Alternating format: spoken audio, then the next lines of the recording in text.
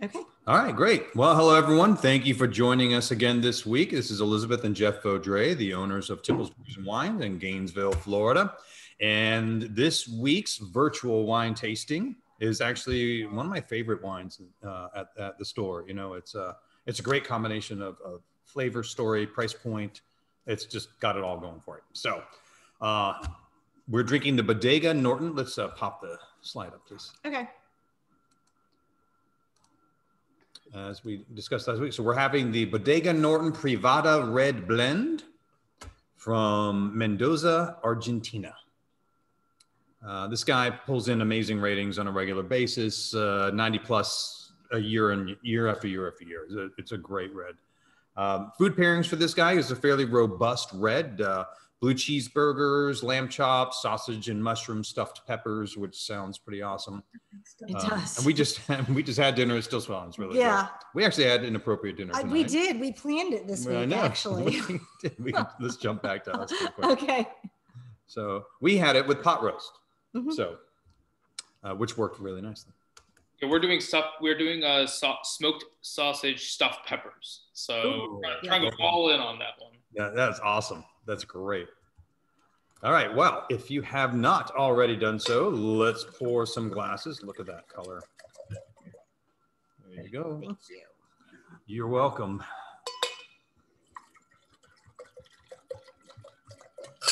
All righty. Oh, that's nice. Yep. So you all know that I like to start the wine tasting at cellar temperature, so 55 to 60 degrees. So I popped it in my fridge for about 30 minutes and it chilled it, just a light chill on that guy.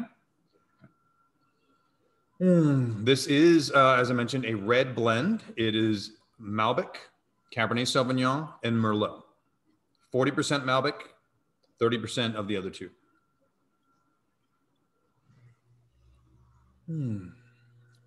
So this would be referred to as a Bordeaux blend, Bordeaux red blend, because all of the grapes in it originate from Bordeaux in France. Okay. So when you hear that, and you'll hear me use it all the time, but sometimes I think, oh, I just throw terms out there and I should probably be a little more explicit what they mean. So yes, this is a Bordeaux red, a Bordeaux blend, because all these grapes varietals originated in Bordeaux, France. Which grape is the real dark color? That's going to be the, these guys are all dark, but the Malbec's going to be the dark one that gives it a purple color.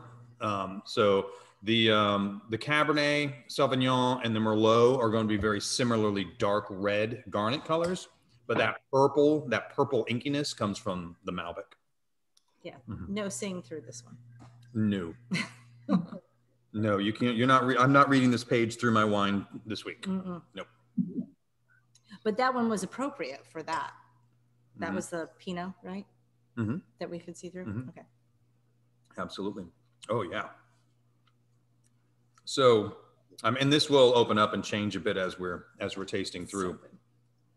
Right now, that red plum and raspberry is singing out there. Very tight.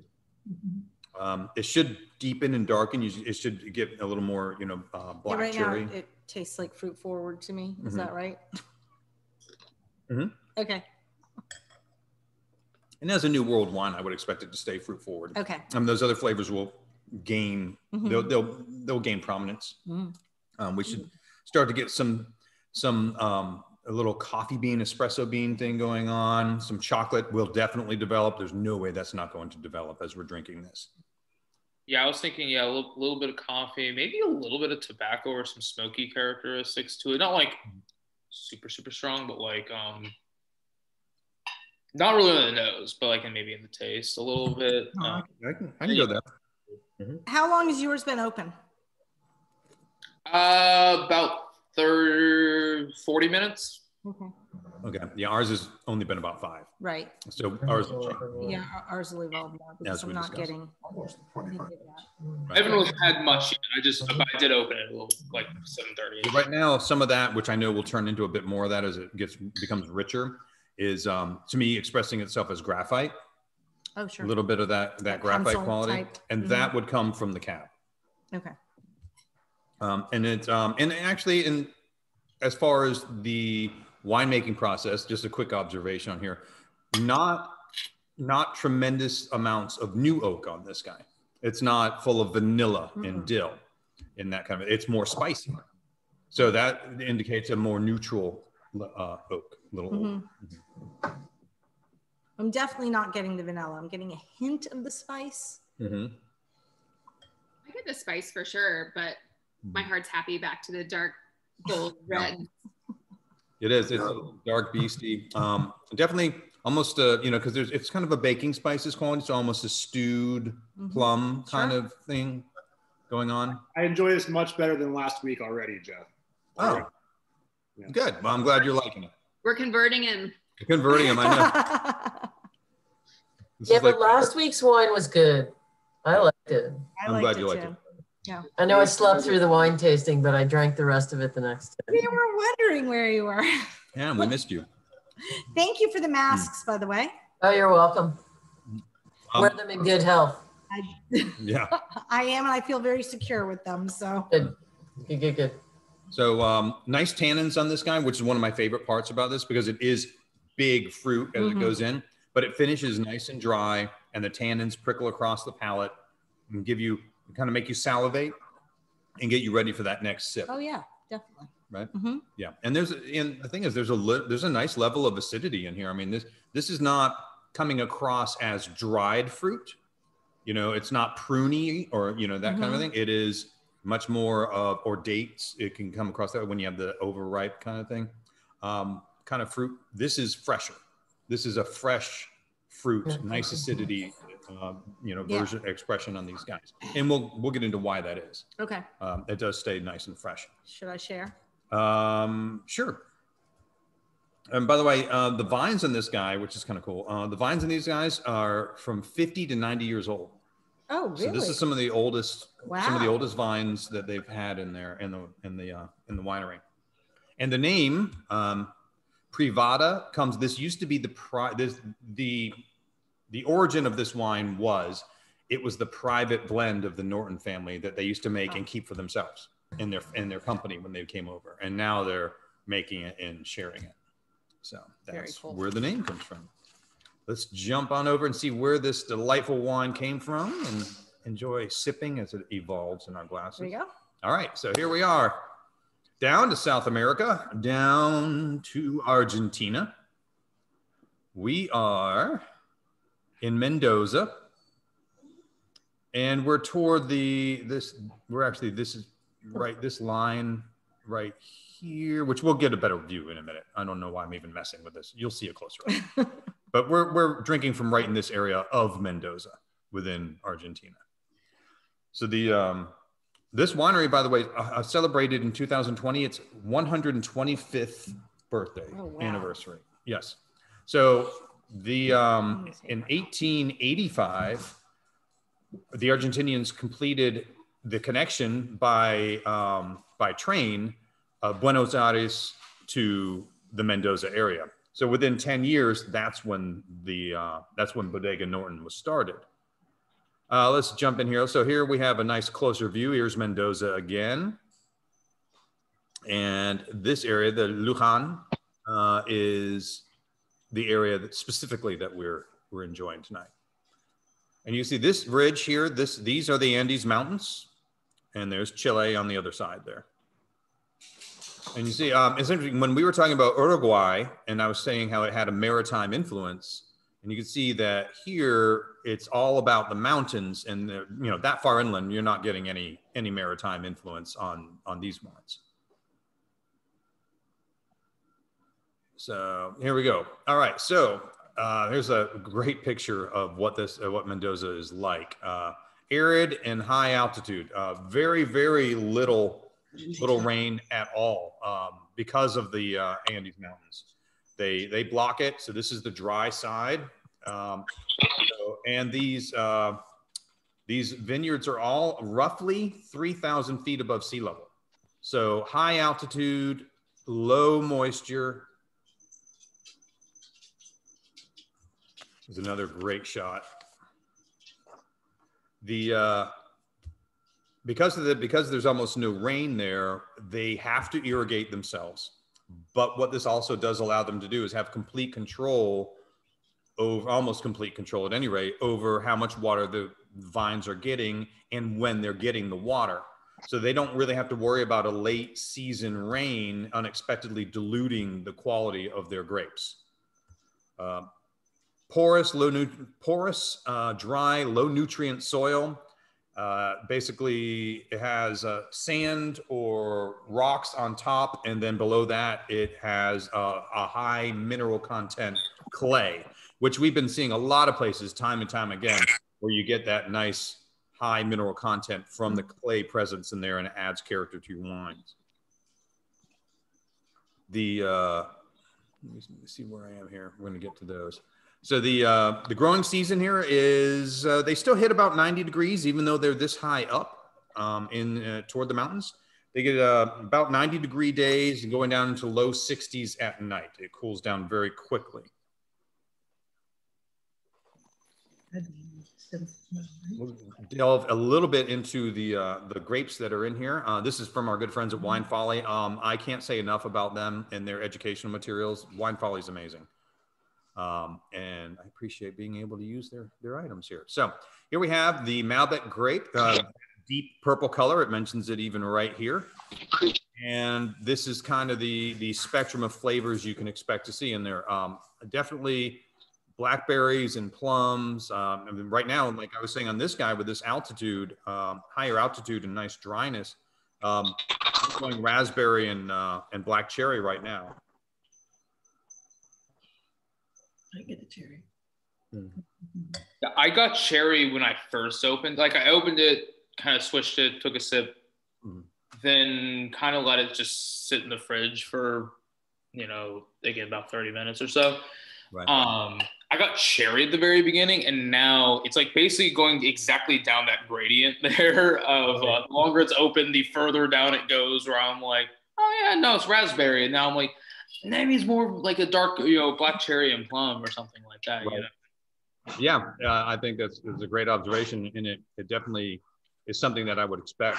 Now, part of it too is that cherry, I mean, as we move along, each and every part of this has, kind of a red cherry quality to it, because you're talking about, it can come from the Malbec, the Cab, Sauv, and the Merlot. So here you see, actually, I like looking at this difference in color. So I know it's a little smaller here, but you can see how purpley that guy is. And this is much more garnet, like I mentioned before, for the Merlot. And Merlot can taste a lot like plum as well, but it's a little different. Where it's like red plum instead of more purple plum. And, some of that freshness was probably, some of this acidity and freshness is going to be more from the Cab and the Merlot. And then here we have the Cab. So I find that Cab and Merlot are almost identical in color. They're really, really close. And then over here we've got, some of the basic things. So black cherries, black currants, a little bit of a cedar or graphite quality that you can get from Cab. And but you can see they all kind of come in. I think there are pieces of each of those as we look at that where you say, oh yeah, I'm getting some of that. And because the split is pretty even in this 40, 30, 30, you definitely should optimally, get some of every single grape making its statement on the palate and the nose. So, and I think they do. I think that's one of the great things about this wine. I'm getting used to it. It's gone away. Yeah, it's evolving now as it's opening them. What is the alcohol content? I feel like I'm getting more of the spices now as it opens more. Like definitely. You're getting easier to find those. Oh yeah, for sure. I felt like I was kind of reaching for them before, but yeah, for sure they're now. Right. Yeah. It's nice. It just needs a little time. It's a big wine. Yeah. So 14.5% alcohol in this wine. So right up there, not extremely high, but on the upper side. And let's go to the next slide, please. Grape anatomy. Okay, so here we have 3 robustly skinned grapes. That's where you get all that great color and flavor. So robustly skinned, thicker, tougher. Right. Like, okay. Yeah. So the Cab's going to be the thickest. Okay. And then You know, to be honest, I don't know how much difference there is between the thickness on the Merlot and the Malbec, but the Cab would definitely be the thickest. And then, you know, I was saying, like, this zone here is pretty intense with all these guys, with all the other flavors and the colors that it'll pull out of it. But, you know, obviously the Cab, probably the Cab mostly kept some nice acidity and freshness to share, you know, in this wine. Malbec can be more acidic, but more often than not, it's not particularly.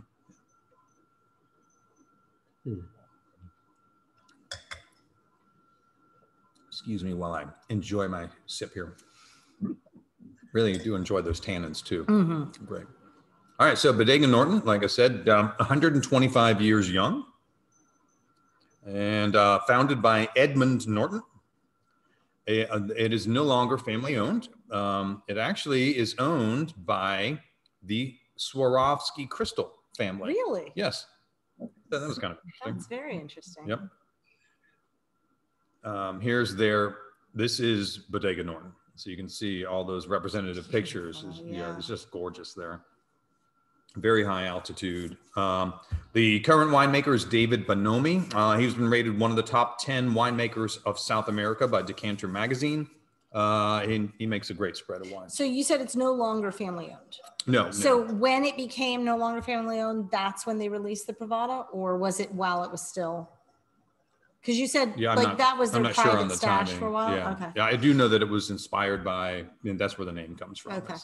Is that the Norton family did have a private stash, private blend, and anyway, and I think it's the newer ownership that decided to share it. We're gonna make some money off this one instead of just keeping it. I mean, and I'm grateful that they do, because it's delicious. The Bodega Norton makes a wide variety or a wide range of wine pricing options. You know, so there's some very casual drinkers in their lineup all the way through. So this is, you know, one of the nicer, higher level ones from Bodega Norton. The Norton Malbec, honestly, is like one of our go-to, just like, let's go ahead and grab a Malbec type of wines. It's like, I don't know, $11 or something like that, but it's like, it's so good. So like, I was not surprised, but when I grabbed this the other day, I was like, oh, Norton, Argentina. Wait, hold on, like that totally sounds like the same type of wine that we get normally. Right. So I was like Googling it like an hour ago to be like, oh my God, is it the same people? Because like their Malbec is such a go-to wine for me. Yeah, they do. They make a lot of Malbec, and it really, all of it performs beautifully at their price points. So I will say I respect it. They're delicious. Let's see here. They focus on grapes first, which would be interesting for the winemaker, but that is what they say about themselves, is they focus first on amazing grapes, because then you're going to get great wine. And his job is to express how great those are, and not necessarily. And he's not involved in the growing of them. He's involved in the he does chemistry. His most direct influence is there. But yeah, he's certainly involved with, you know, testing them, seeing what ripeness they are, what should be done, that kind of deciding when to harvest. Stuff like that. Right. Okay. Yeah. And interesting, they actually have a significant proportion, because they've been around 125 years, of their the team that works in the fields with all the grapes that have been there, that are multi generations, like 2 and 3 generations, that all work for Bodega Norton. So I think that's kind of nice. Let's scroll on down, look at a little more of Bodega. That's what it looks like. And that brings us over here to scores. So, like I said, this guy pops out in the 90 to 90 plus range regularly. Yes, I would definitely go in the 90 plus range for this. It is, but of course, that's my personal taste of the type of wine I like. But also, in the types of wine that I like, it is delicious. Yeah. Yeah, I was thinking like 92, 93, something like that. Like something like really high. I love this. Yeah, I'm glad you guys like it. That, like, I think I said it on the way in. This is one of my favorite wines in the store, you know, where you don't have to go drop $150, because of course, I have some of those that are going to blow you away. But, you know, this guy comes in $26 and it's a beautiful big wine. It's got elegance and strength.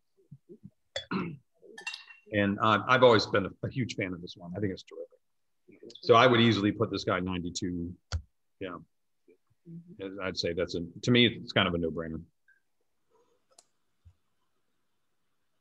All right, let's see. So we are way down here. Do you want me to move the people? So no, that's okay. Okay. I'm close enough. So we're right down in here. So kind of right in the middle of the growth zone in the southern hemisphere. Yep. So nothing shocking there, but they're right in the center. No wonder they make such great grapes. Yeah, right in the best area for it. Exactly. And then here's my new little fun map that I found a couple of weeks ago. I think this is awesome. So here we are, Argentina. So 5th largest producer in the world. Got Australia on their heels, but so of course South Africa is right there close to Australia as well. Mm-hmm. But Argentina makes a ton of wine. I mean, look at that. That's a lot. But as much as Argentina makes, look how much France makes. It's 3 times more. Yeah, we say that all the time. Look at France and Italy, just amazing. It is amazing. Let's sit at the table. And all right, so that brings us to next week's wine. So we were talking about what are we going to drink, because the next meeting, the next virtual tasting is on Fat Tuesday. Mm-hmm. So I wanted to get something that was kind of celebratory. That's the point of Fat Tuesday, and something that is really interesting. So we're drinking the Saint Hilaire Sparkling Rosé Crémant. Crémant is the French term for wine that is made in the Champagne method in France, but outside of the Champagne region. Okay. So that's a Crémant. There's the word of the day. So we're going to be doing that. And the other thing that's really, really great about the Saint Hilaire wines is this is where sparkling wine was invented. Oh, that's right. You said I'm always surprised that it wasn't invented in Champagne. Oh, right. Yeah. Mm-hmm. No, actually, it was invented outside of Champagne. But then the people in Champagne, they just kind of ran with it. They ran with it. Over. So anyway, great history on this wine. It's a delicious wine. Food pairing, sushi, soft cheeses, seafood, and dishes with rich creamy sauces, because it has a nice zingy acidity that can kind of cut right through cream sauces. So.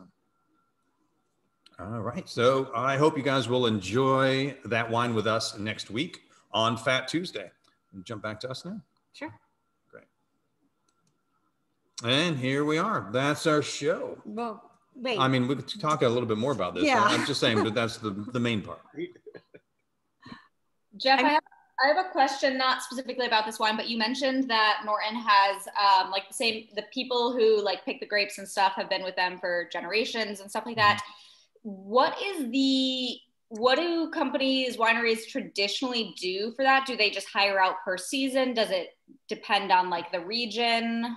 It depends very much on the region and choice of the winemaker. Okay. So like these guys, they mentioned they seem to have a field crew that is pretty stable and is there all the time. There are a lot of places that it's going to be fluid, where they'll just bring people on seasonally as needed. And it may even be that the multi-generations of people are there seasonally as needed and not during the winter, and they do something else. I can't answer that one. There are some places that are collectives where it's a group of farmers, and this happens in France and Spain, probably other areas as well. But a collective of farmers will all get together, and they will all tend their own grapes and bring them to one collection place. And then as a group, they make the wine. They blend all their grapes together, and they have one wine, and they share all the proceeds. That's cool. So there are some collective areas like that as well. So there's all kinds of different ways that it happens. So Jeff, is the story listed on the bottle like actually true? Like for a while they weren't selling the wine; they were just having friends and like throwing big parties with this vintage wine. That's what I hear. Yeah, I mean I've seen the description multiple places. So yeah, I believe that if it's not the exact same wine at this point, then it certainly was inspired by the fact that wine existed. Yeah. So it may have been a blend of in different percentages or Yeah, I would assume if they were keeping it for themselves originally that it would just probably depend on what was growing particularly well that year and that kind of a thing. Sure.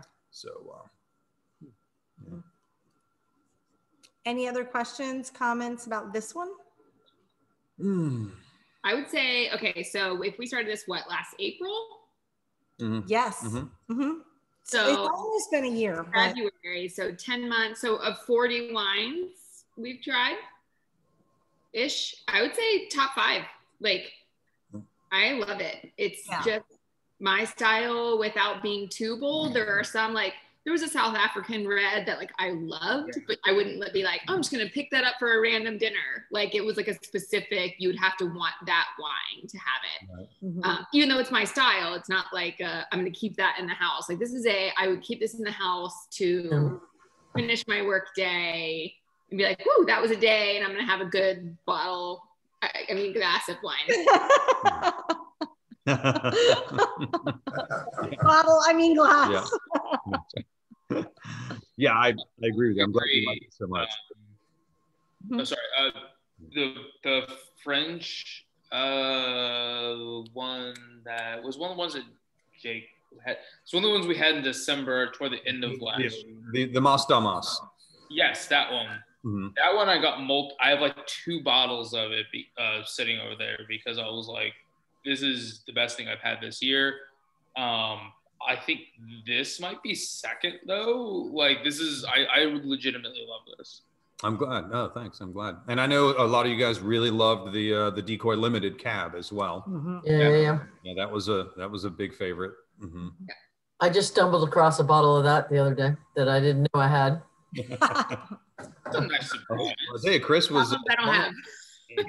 Chris jumped on that Mas Damas while you can, because when it sells out, it's gone. I mean, that is a very limited wine. My distributor only had 12 cases for the entire state of Florida for the entire vintage. That's it. It comes in, those 12 cases sell out, and then they're done. And they broke 2 of the cases, bringing them to me. So that left only 10 cases for the state of Florida. So, by the way, should I wine geek out on the video or wine geek? You can do it on the video. All right. And then, speaking of limited stuff, I am so excited about these wines that I just brought in. And on the video, they may look like the same wines because they have the same thing, but they're 3 different. There's 3 different wines. They just, the labels look the same. Right. Yeah. Right. So this is a winemaker. Well, it's a winery called Component. And what's really, really cool about these wines is that they're from Bordeaux, France, but they're not blends. They're 100% single varietal from Bordeaux. That is not a thing. That is not something that happens. No, the French blend normally. I kept, for a couple of years, I've been saying, I really wish I could have a Bordeaux single varietal so I could compare their cab to a Napa cab. I'd like to just have them side by side. And that's what this winemaker does. He has a series from Napa and he has a series from Bordeaux, Cab Franc, and Merlot. And they're fantastic. And they're just so unusual. He only made 2 barrels of each of these for the whole world. The state of Florida only has 12 bottles of each. And I grabbed 4 of each. So, and they broke 1 on the way. Yeah. Oh, nice. Yeah. Who's this? Who's the manufacturer? This guy, it's called Component Wines. Jeff, on today's wine, Privada, what's the grape makeup? Is it 40% malbec, 30% cab, and 30% Merlot? 30 Merlot. Cool. Yep. So anyway, these were my little gems that came in. So this one says 100% cab. Yeah, and they're also 100% cab Franc. Okay, and then 100% Merlot. Right. Okay. Yeah, and they're all single vineyard as well. So you're tasting one specific because they're really excellent sites that he. So awesome. He took a lot of heat for doing this, and there's still there's still a lot of people in Bordeaux not happy with him, even at this tiny level of production. I mean, just talking about 2 barrels. That's crazy. So anyway, I was just going to share you my little happiness because this is just so cool. They are unbelievably delicious. But anyway, all right. So back to other things that are delicious. Any other questions, comments about this one? Good one. Yeah, super. All right, excellent. Well, I'm glad you all enjoyed it. Thanks for joining us. We'll stop the recording and we'll keep talking. Cheers. Hey, cheers, y'all. Cheers, guys.